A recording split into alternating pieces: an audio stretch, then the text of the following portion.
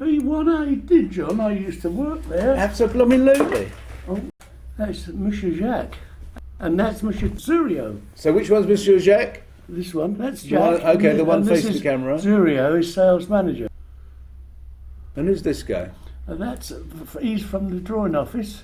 The drawing office head draftsman. And who's this attractive woman here? She is a Belgian girl who was manning our stand. Now, what's this thing? Oh yes. It seems to be working with triangle shapes. It's gusset plates, and we're putting holes in them. That's all. See?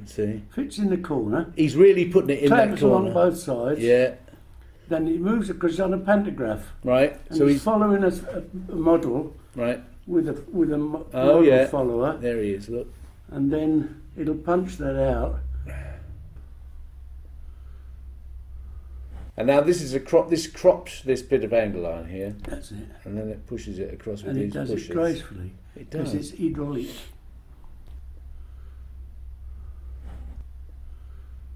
Beautiful. Yeah, and that's a pneumatic pusher outer. I used to drive one of these, you know. This is the Vernet stand. There's the Belgian lady, you know, mate. There's Mr. Zurio, Mr. Vernet. I remember we went on a trip. I think we went to Arrogate, you and me, when I were a kid. That's our lot, isn't it? Yeah, that's them. Yeah. And we serviced one of those, the punching and cropping machine, and you left the hydraulic thing off the top and turned it on. And it was sharp and Shot lots of oil up into the air. And I was up on a factory crane at the time. Yeah.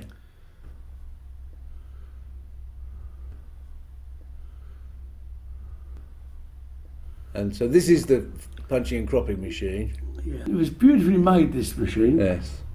There's huge pieces. The holders, that frame they were giant. They were made by an outside firm, and they were cut out of solid fucking shipbuilding stuff, you know.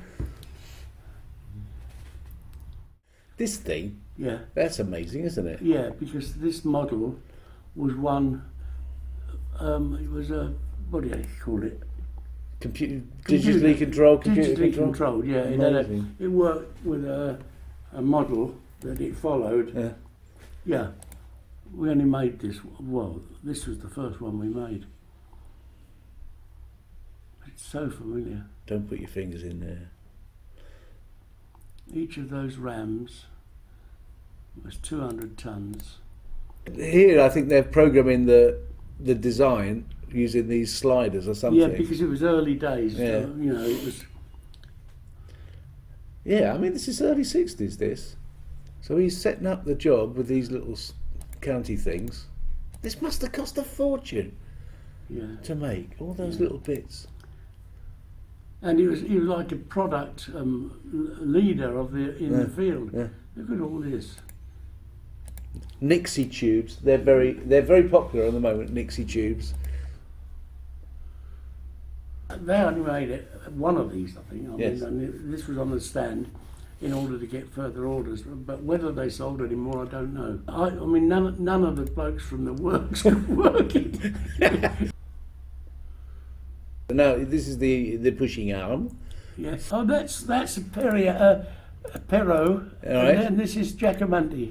But Giacomanti he came over and stayed with Fal and me, and we went to dinner in Sutton.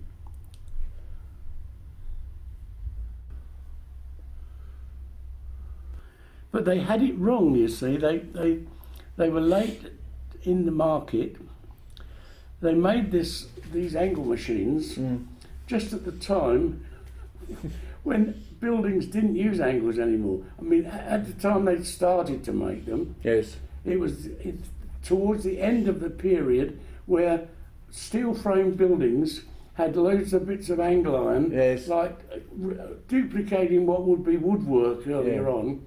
Instead of the roof in an ordinary house, you know, which had 4x2s and brace this, that and the other, they did that with angle iron, and as soon as they developed this machine and sold a few of them, the structural steel industry stopped using angle iron basically, and replaced it by H girders, H beams. Yeah. which didn't require this machine. Amazing. I know that. What will they think of next?